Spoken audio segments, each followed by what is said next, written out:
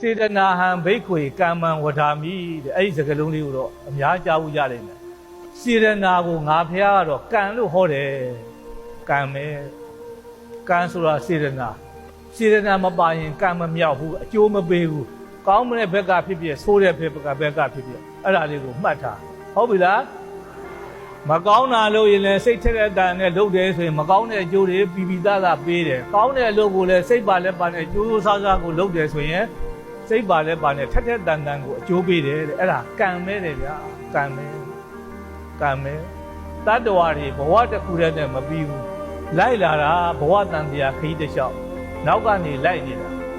ဆာယာဝအနုပါယိနီတဲ့ပါဠိလိုပြောတော့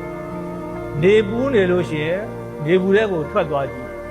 လူကြီးကတော့အရှိသွားနာအရိပ်ကြီးကအနောက်သွားနာထုံးစံရှိပါမလား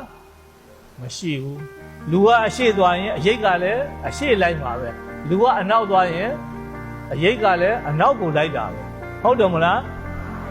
ကံရဲ့သဘာဝကအဲ့ဒီတိုင်းပဲကောင်းကံပဲဖြစ်ပါစေဆိုးကံပဲဖြစ်ပါစေနောက်ကနေအမြဲတမ်းလိုက်နေတယ်